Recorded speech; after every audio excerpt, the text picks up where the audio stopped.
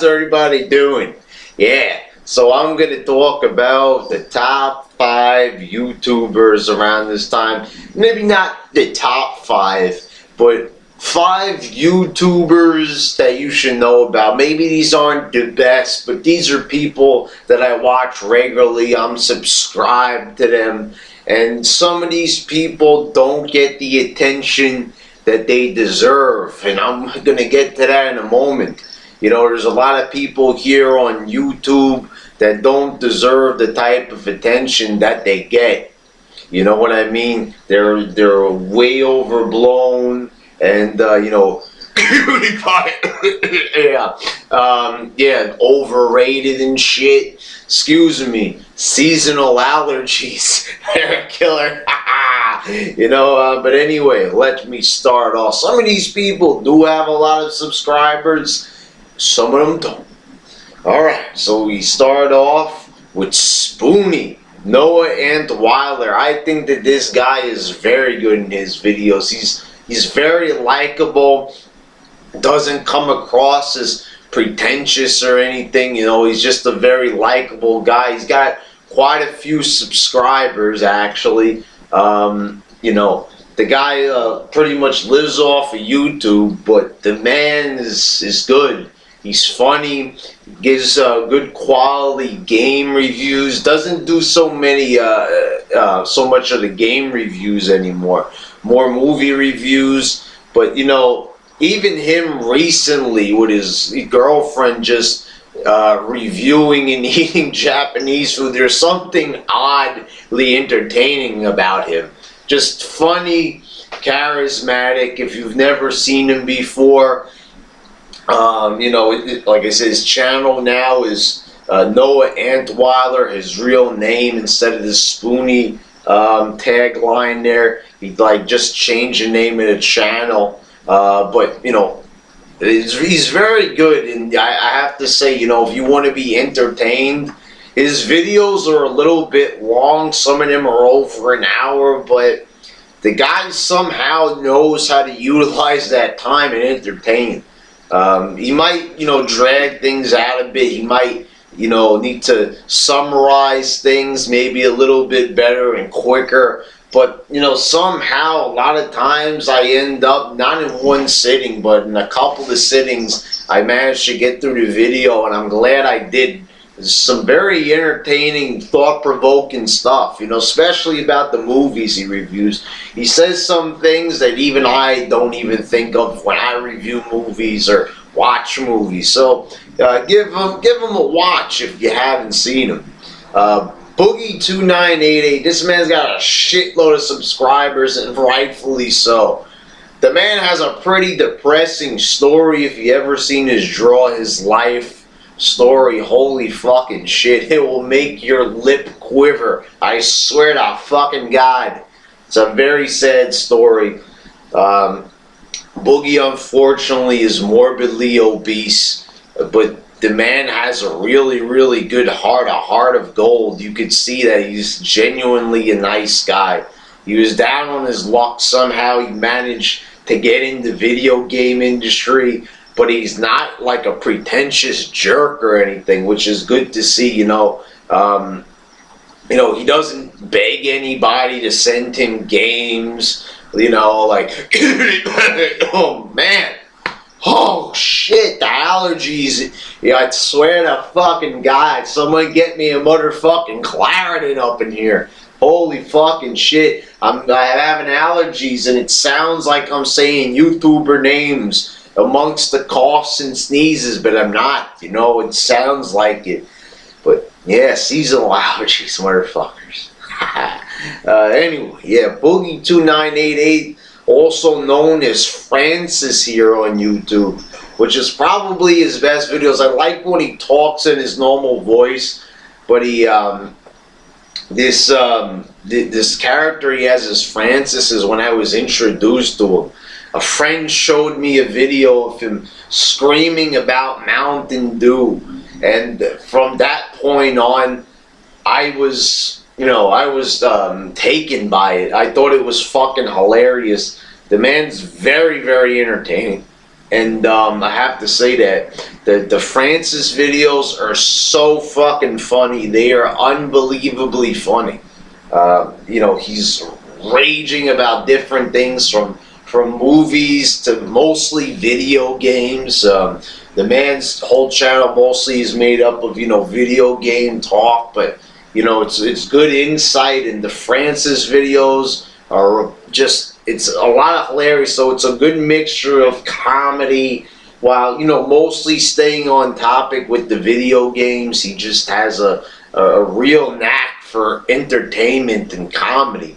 You know, he created a pretty interesting, nerdy, geeky character that you know, that's very reusable. You know, you can keep on using this character and use it to entertain. So you know, this is another good YouTuber. Like I said, he's got a lot of subscribers. I believe he has like a million now. And you know, you might say, "Oh man, then he's overblown and shit." But nah, he deserves it. The guy is actually really good, and there's nothing to not like about him, which is, you know, another good thing about him. 331E Rock, sort of, you know, like a lame name here. It sounds like somebody that would troll my channel with a name like that. But this guy is actually pretty big now on YouTube. The man is probably the best guitar guy here on YouTube, hands fucking down. And the best thing about him is that he's fan interactive. He listens to his fans. He's there for the fans. He thanks them in almost like every single video. You know, you could say that, you know, he's got the Patreon account, so maybe he's in it for the money, you know, but he wasn't there at first. That's just something recent he came up with. But, you know, you could make that argument about him. Oh, you know, he just wants to, you know, people to pay for his songs and all that. But, you know, you can't really fault the man for wanting to make a little bit of money. He entertained for quite a few years, you know, for free. And, you know, he can do what he wants. That doesn't make him a bad person. But, yeah, very, very good. He mostly, like, covers anything that anybody wants him to cover. And it's not just like a straight cover, like he's playing it note for note. No, he's improvising. There's a lot of tapping, sweeping solos that he does. You know, he just improvises around it. You know, he has the Sonic soundtrack, which is one of my favorites that he's done. He's done, you know, Ghostbusters, Back to the Future, a host of others. You know, you just really have to check it out. The guy is very, very fucking talented. Like, I've never seen anything like this before. Like, everything is in key. It's just amazing sounding. Very, very professionally done. And also, the sound quality is excellent, so you could hear everything he's doing. So, this whole channel is just, it's great. You know, what he put together here is just probably the best music channel that I've come across. Just, you know, it's not like you know, just showing you music videos. Like, this is his own stuff, so it's good. Definitely, if you haven't seen him and you're into metal, or just you want to see just creative, you know, remixes of like classic stuff, then yeah, definitely check it out. Console Wars, holy! I just recently discovered this on my own. This is probably one of the best channels, and you know, I want to help these guys out.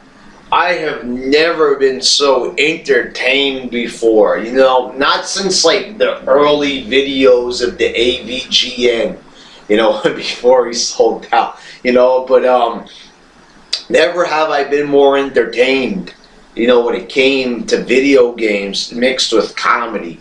These guys, you know, do the AVGN thing. They play the game, you know, and you know, they talk about it. And what they're doing is they're arguing over it.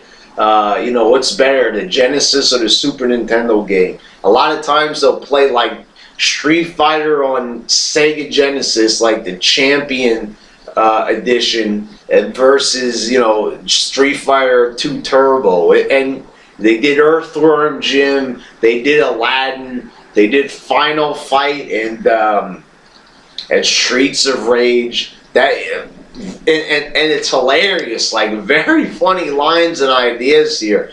Also, good production value. So like they're right up there with AVGN. Maybe not as smooth and everything, but their videos are fucking 10 times more funny than AVGN's recent stuff. His recent stuff has not made me laugh at all. That probably goes with the whole thing, you know, that he had that little thing with the money there where he was sort of selling out and taking people's money, and we still haven't seen that AVGN movie that's been talked about for years. But the console war guys, last time I checked, they only had like 600 something subscribers, and you know, when I checked their channel, like how many people, you know, are subscribed here, I thought it was going to be in the thousands, you know, hundreds of thousands. Usually when you got people with big time production values like this, they got them like 600 something. These guys are creative, they're funny, and you know, they have a good idea here that no one else is doing here on YouTube. Like, it's not even like that out there, you know, Sega game versus Nintendo's game. But they put it together in such a way like that it just comes across like an actual show that would be presented on TV. It's very, very good. Yeah, so those guys, I'd say help them out with some subscribers. Darkness the Curse, I've been watching this guy for quite some time, actually. He went away for a little bit, then he came back.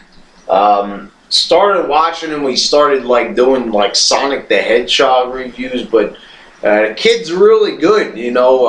Another video game reviewer.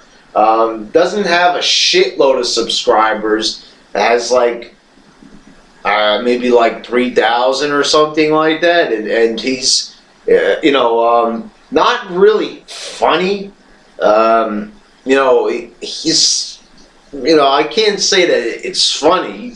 He says things that are meant to be funny, but just well put together reviews. Maybe fails a little bit in the humor department when he tries, but you know, but he tries. The reviews are well put together. He makes good points. Also takes requests through Patreon and stuff, which, you know, I think that anybody that pays for Patreon might be a Mama Luke. You know, who the fuck is gonna pay for a fucking review? Like, I wouldn't expect my subscribers to pay me to review Raw. I'm gonna do it anyway. Or if I would review a show, I mean, like, I don't know exactly. Maybe somebody could comment in the comment box, and you know, I could get into this Patreon shit if someone could explain to me like why people would pay for a review. If so,